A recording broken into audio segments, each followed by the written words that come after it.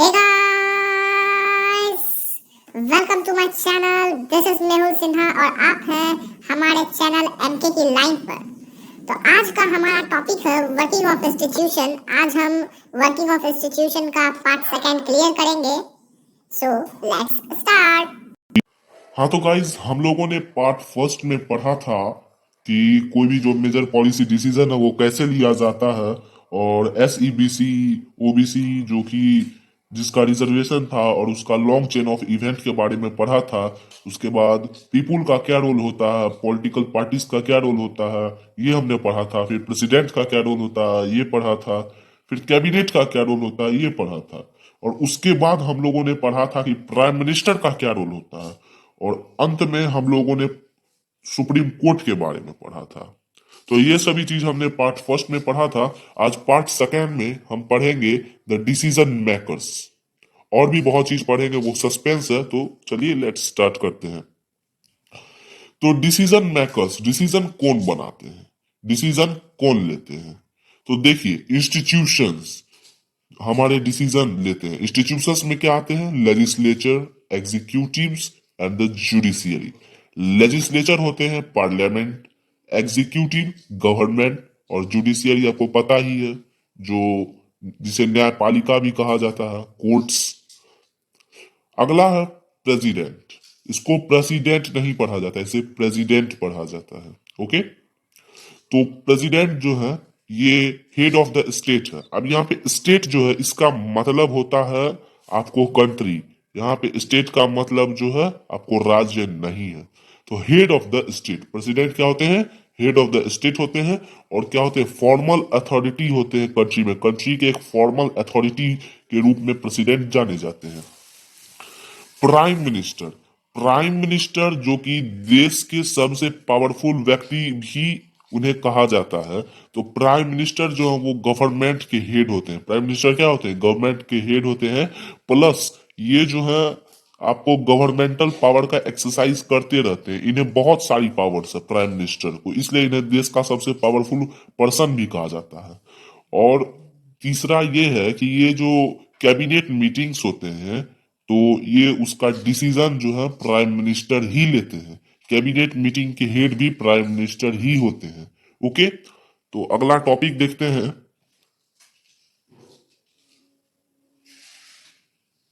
हमारा अगला टॉपिक है need of political institutions. Political institutions का क्या नीड होता है, हमें क्या जरूरत होता है पॉलिटिकल इंस्टीट्यूशन का। तो देखिए, किसी भी कंट्री को चलाने के लिए, किसी भी कंट्री को गवर्न करने के लिए बहुत सारे एक्टिविटीज इन्वॉल्व होते हैं। उसमें बहुत सारे क्या होते हैं? एक्टिविटीज इन्वॉल्व होते हैं। जैसे security, education, health, development, tax collection, spending money, many make schemes. बहुत सारे स्कीम्स भी बनते हैं। आपने सुना होगा कभी टीवी में कि देश का सिक्योरिटी पर काम किया जा रहा है, उसका एजुकेशन पे काम किया जा रहा है, देश का इकोनॉमी डेवलप कर रहा है, देश जो है किसी भी चीज में पर्टिकुलर फील्ड में जो है स्पेंड कर रहा है मनी को, स्कीम्स निकाल रहा है। तो ये सभी चीज वेरियस एक्टिविटीज है। और एक वेरियस एक्टिविटीज है कि अगर कोई भी विवाद होता है तो उसमें जो डिसाइड किया जाता है राइट कौन है और रॉन्ग कौन है, ये भी एक एक्टिविटी है किसी भी कंट्री को गवर्न करने के लिए। क्योंकि कंट्री में तो विवाद होगा ही होगा, तो उसमें कौन सही है और कौन गलत है ये डिसाइड करता है कंट्री का गवर्नमेंट। और वो गवर्नमेंट में वो पार्ट आता है जुडिशियरी। ओके, हाँ तो हमारा नेक्स्ट टॉपिक है पार्लियामेंट, रोल ऑफ SEBC रिजर्वेशन। पार्लियामेंट का क्या रोल है SEBC रिजर्वेशन में? तो फिर से रिकैप करा देते हैं। SEBC का मतलब होता है socially and educationally backward class. तो देखते हैं रोल ऑफ पार्लियामेंट। तो मंडल कमीशन रिपोर्ट जो था वो डिस्कस्ड किया गया था पार्लियामेंट में। पार्लियामेंट में भी मंडल कमीशन रिपोर्ट डिस्कस किया गया था। और प्रेसिडेंट क्या करते हैं? प्रेसिडेंट अनाउंस अनाउंस करते हैं सरकार के इरादे को, कि मंडल कमीशन रिपोर्ट को लेकर उनका क्या इरादा है, उस पर अमल करने का उनका क्या इरादा है। ओके, और तीसरा है कि प्राइम मिनिस्टर जो है इन्फॉर्म करते हैं बोथ हाउसेस। फिर से कह देता हूं, हाउस का मतलब घर नहीं है, हाउस का मतलब जो है पार्लियामेंट के जो दो हाउस होते हैं, लोकसभा और राज्यसभा। यहाँ हाउस उन्हें डिनोट करता है। तो प्राइम मिनिस्टर जो वो इन्फॉर्म करते हैं बोथ हाउस में एक स्टेटमेंट के थ्रू। ओके, तो आगे देखते हैं कि अगर पार्लियामेंट फेवर में नहीं होगा, उस डिसीजन के फेवर में नहीं होगा, तो क्या होगा? गवर्नमेंट आगे बढ़ सकता है? गवर्नमेंट आगे नहीं बढ़ सकता है। क्यों नहीं बढ़ सकता? क्योंकि उन्हें नॉन कॉन्फिडेंस मोशन लग जाएगा, उस पे नो कॉन्फिडेंस मोशन लग जाएगा। समझिए कि अगर पार्लियामेंट कोई भी डिसीजन है, सपोज करिए कोई भी डिसीजन है, और पार्लियामेंट जो है उसके फेवर में नहीं है, तो सरकार आगे नहीं जा सकता। अगर का बात ही नहीं है, सरकार आगे जा ही नहीं सकता, उस पर नो कॉन्फिडेंस मोशन लग जाएगा, और नो कॉन्फिडेंस मोशन लगता है यानी कि सरकार खत्म हो जाती है। ओके, हाँ, तो हमारा नेक्स्ट टॉपिक है why do we need a parliament. हमें पार्लियामेंट की क्या जरूरत पड़ती है? तो देखिए, ये जो पार्लियामेंट है ये final authority of law making होता है। फाइनल अथॉरिटी, ये जो फाइनल अथॉरिटी होता है लॉ मेकिंग का। अब समझिए एक बात कि लॉ कैसे बनता है। तो संसद में सबसे पहले जो है कोई भी एमपी जो है प्रस्ताव रखता है, उसके बाद जो है उस पे मेजोरिटी होता है। अगर उसे अच्छा मेजोरिटी मिल जाता है, आधे से ज्यादा मेजोरिटी मिल जाता है, तब वो आगे जाता है। तब जो है वो लोकसभा से जाता है राज्यसभा में। ओके, उसके बाद जो है वहां पे उसे अप्रूवल जब मिल जाता है, तब वो आगे जाता है प्रेसिडेंट के पास, और जब प्रेसिडेंट उस पर साइन कर देते हैं, तब जो है वो लॉ बन जाता है। तो पार्लियामेंट जो है एक फाइनल अथॉरिटी होता है लॉ मेकिंग का, क्योंकि एक उसके बाद एक साइन के बाद जो है वो क्या हो जाता है, लॉ बन जाता है। इसलिए parliament is a final authority of law making. अब इसे जो है लेजिस्लेचर भी कहा जाता है। पार्लियामेंट को लेजिस्लेचर भी कहा जाता है। मैंने आपको शुरू में ही बताया था कि पार्लियामेंट को लेजिस्लेचर भी कहा जाता है। ओके, अब what parliament can do, parliament क्या कर सकता है?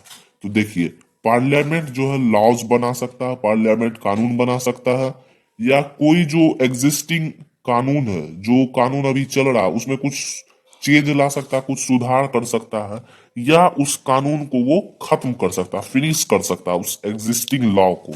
ओके, और सबसे इंपॉर्टेंट है कि पार्लियामेंट जो है गवर्नमेंट को भी कंट्रोल करता है। गवर्नमेंट को भी क्या करता है, कंट्रोल करता है। अब देखिए, गवर्नमेंट जो है कंट्रोल जो करता है गवर्नमेंट को, गवर्नमेंट भी तीन तरह के होते हैं। एक होता है लेजिस्लेचर, लेजिस्लेटिव बॉडी होता है, एक एग्जीक्यूटिव बॉडी होता है, एक जुडिशियरी बॉडी होता है। लेजिस्लेचर किसे कहते हैं? पार्लियामेंट को। पार्लियामेंट क्या होता है? एक लॉ मेकिंग बॉडी होता है, ये लॉ बनाता है। एग्जीक्यूटिव किसको कहते हैं? ये गवर्नमेंट और साथ ही उसके पॉलिटिकल एग्जीक्यूटिव, तो ये मिल के बनाता है एग्जीक्यूटिव। और ये क्या करते हैं? ये कानून पे अमल लाते हैं, कानून को इम्प्लीमेंट करते हैं, जो लॉ बनता है उसे इम्प्लीमेंट करते हैं। और जुडिशियरी, जिसे हम कोर्ट कहते हैं, जैसे सुप्रीम कोर्ट, जो कि हाईएस्ट जुडिशियरी प्लेस, कंट्री का हाईएस्ट जुडिशियरी प्लेस कौन है? सुप्रीम कोर्ट है। तो ये क्या करता है, ये लॉ ठीक ठाक बना है, प्रॉपरली बना है या नहीं बना है, उसे क्या करता है, चेक करता है। ओके, तो ये थे तीन बॉडी गवर्नमेंट के। कौन सा? लेजिस्लेचर, एग्जीक्यूटिव और जुडिशियरी। हाँ, तो देखिए, पार्लियामेंट जो है इसका कंट्रोल होता है, गवर्नमेंट के पास जो पैसा है उस पे इसका कंट्रोल रहता है। और पब्लिक का जो मनी है, लोगों का जो, आम जनता का जो मनी है, वो कहाँ कहाँ खर्च किया जाता है, ये पार्लियामेंट के अप्रूवल के बाद ही सरकार खर्च कर सकती है पब्लिक मनी को। पार्लियामेंट का जो है अप्रूवल चाहिए। दैट मीन्स कि हम कह सकते हैं कि पार्लियामेंट जो है हाईएस्ट फॉर्म है डिस्कशन और डिबेट का। यहाँ पे डिबेट है, तो पार्लियामेंट जो है हाईएस्ट फॉर्म है डिस्कशन और डिबेट का। दैट मीन्स कि पार्लियामेंट जो किसी भी मैटर पे जो इंफॉर्मेशन रख सकता है। ओके, सो हमारा अगला टॉपिक है विच हाउस इज मोर पावरफुल। कौन सा हाउस मोर पावरफुल है, ज्यादा पावरफुल है, लोकसभा या राज्यसभा? तो देखिए, इसे कंपैरिजन करके देखते हैं।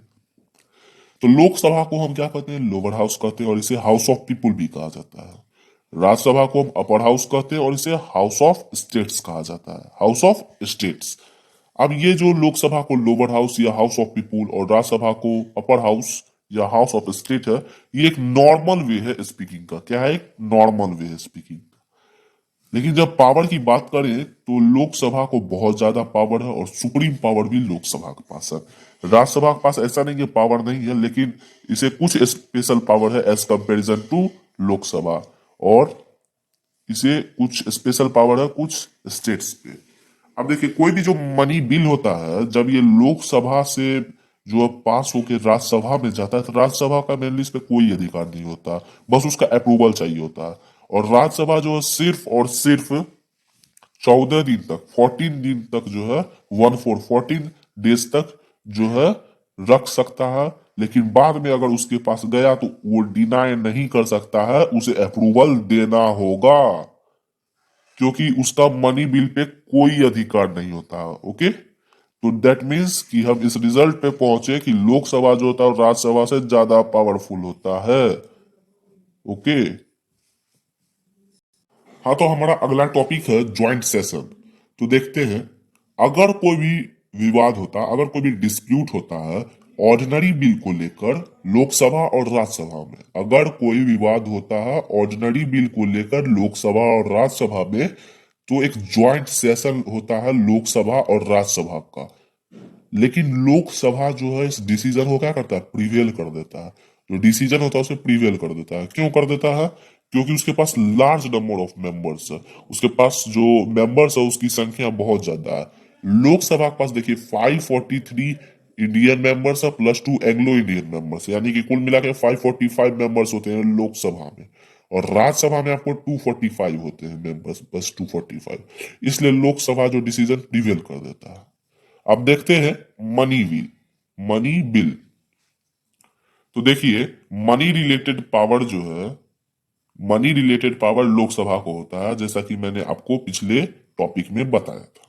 मनी रिलेटेड पावर किसको होता है? लोकसभा को होता है। अगर लोकसभा पास करता कोई मनी बिल या बजट, किसको? राज्यसभा को, तो राज्यसभा जो है आपको 14 डेज तक, 14 डेज तक ही सिर्फ डिले कर सकता है, या कुछ चेंज सजेस्ट कर सकता है। कुछ चेंज जो है वो क्या करता है? सजेस्ट कर सकता है। लेकिन अब ये भी लोकसभा के मन पे ही डिपेंड है, डिपेंड ऑन लोकसभा, कि वो जो है उस चेंज को एक्सेप्ट करे या ना करे, क्योंकि मनी रिलेटेड जितना भी पावर है वो लोकसभा को ही है। क्योंकि अगर वो फिर से लोकसभा को लौटाता है तो लोकसभा फिर से उसे भेजता है और उसके बाद उसे अप्रूवल देना ही पड़ता है। हाँ, तो हमारा अगला टॉपिक है Lok Sabha controls the council of ministers. Lok Sabha जो है काउंसिल ऑफ मिनिस्टर पे भी कंट्रोल करता है। तो देखिए, only that people became prime minister, वो पीपुल ही प्राइम मिनिस्टर बन सकता है जिसको लोकसभा में मेजोरिटी मिलती है। जिसे लोकसभा में क्या मिलती है? मेजोरिटी मिलती है, बहुमत मिलती है। ओके, अगला पॉइंट देखते हैं कि if majority of Lok Sabha MPs, अगर लोकसभा एमपी जो मेजोरिटी में है वो कह दे कि उनके पास कोई भी कॉन्फिडेंस नहीं है, नो कॉन्फिडेंस है, तो जो काउंसिल ऑफ मिनिस्टर है और गवर्नमेंट जो है वो क्या होगा? गिर जाएगा। उसका जो सरकार है वो क्या होगा? गिर जाएगा। और जितना भी मंत्री है, जितना भी मिनिस्टर है, प्राइम मिनिस्टर भी, इन सभी को क्विट करना पड़ेगा। क्या करना पड़ेगा? क्विट करना पड़ेगा। ओके, अगला टॉपिक है हमारा routine working of Lok Sabha. Lok Sabha का क्या है वर्किंग रूटीन? वो होता है, तो क्वेश्चन आवर जो है वो आपको 11 AM से 12 नून तक होता है। इसमें कुछ आपको तारांकित और अतारांकित प्रश्न पूछे जाते हैं। उसके बाद जीरो आवर आपको 12 नून से 1 PM तक होता है। इसमें कुछ अर्जेंट मैटर्स पे डिस्कशन चलता है, इसे पेपर वर्क भी कहा जाता है। और लंच, इसका तो बात ही नहीं करना, ये आपको 1 PM से 2 PM तक होता है। और उसके बाद हमारा होता है गवर्नमेंट बिजनेस, लेजिस्लेटिव वर्क और कुछ फाइनेंशियल वर्क होता है, जो कि आपको 2 बजे PM से आपको 6 PM तक होता है। उसके बाद देखिए, नॉर्मल वर्किंग आवर्स जो है लोकसभा में 6 बजे तक होता है आपको वर्किंग आवर, और राज्यसभा में 5 बजे तक ही आपको वर्किंग आवर होता है। तो आज का लेक्चर यही खत्म होता है। अब मिलेंगे अगले लेक्चर में, तब तक के लिए लाइक शेयर और कमेंट करके जाइएगा कि कैसा लगा आपको वीडियो। और अगर कोई डाउट हो तो आप कमेंट सेक्शन में अपना डाउट पूछ सकते हैं। Thank you.